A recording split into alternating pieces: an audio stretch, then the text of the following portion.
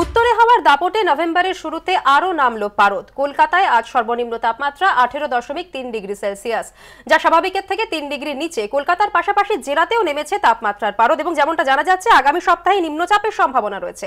এ বিষয়ে জানবো, সরাসরি চলে যাব আমাদের প্রতিনিধি সঞ্চয়ন মিত্রের কাছে। সঞ্চয়ন, আবহাওয়া দপ্তর সূত্রে ঠিক কি জানতে পারছো?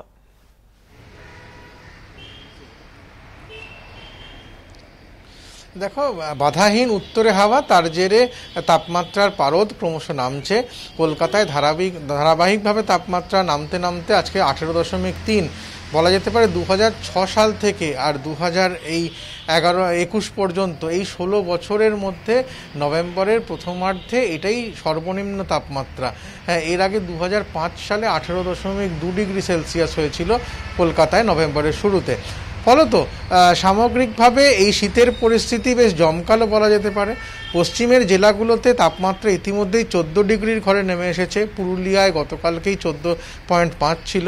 পুরুলিয়া, শ্রীনিকেতন, বাঁকুড়া, বীরভূমের বেশ কিছু অংশ, পশ্চিম বর্ধমান, ঝাড়গ্রাম, এই সমস্ত জায়গাগুলোতে তাপমাত্রা 15-16 ডিগ্রির মধ্যে চলে এসেছে। ফলত তাপমাত্রার পারদ দক্ষিণবঙ্গে যেরকমভাবে নেমেছে, তার পাশাপাশি উত্তরবঙ্গের ক্ষেত্রেও একইভাবে দার্জিলিংয়ে আমরা দেখতে পাচ্ছি 8 ডিগ্রির নিচে নেমে গেছে পারদ, এবং অন্যান্য তরাই ডুয়ার্স অঞ্চলেও সেখানেও 13, 14, 15-র মধ্যেই ঘোরাফেরা করছে। ফলত গোটা রাজ্য জুড়েই শীতের শুরুর স্পেলটা বলা যেতে পারে বেশ জোরালো হচ্ছে।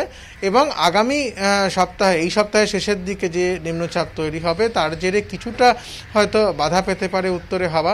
উপকূলের জেলাগুলোতে কিছুটা মেঘাচ্ছন্ন হওয়ার সম্ভাবনা থাকছে।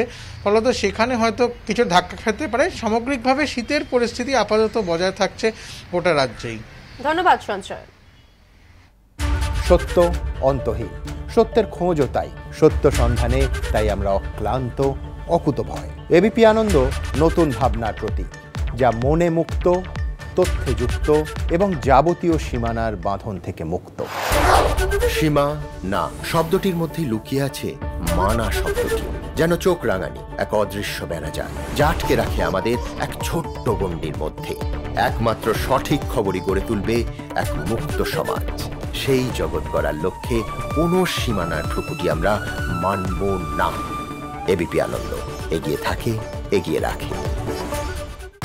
সীমা না শব্দটির মধ্যে লুকিয়ে আছে মানা শব্দটিও, যেন চোখ রাঙানি এক অদৃশ্য বেড়াজাল, যা আটকে রাখে আমাদের ছোট্ট গণ্ডির মধ্যে।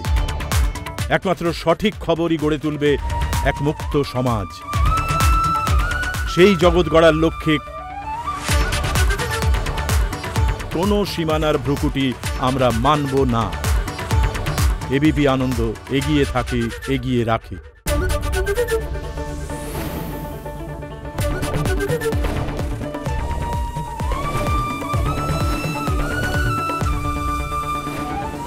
এবিপি আনন্দ এগিয়ে থাকে, এগিয়ে রাখে।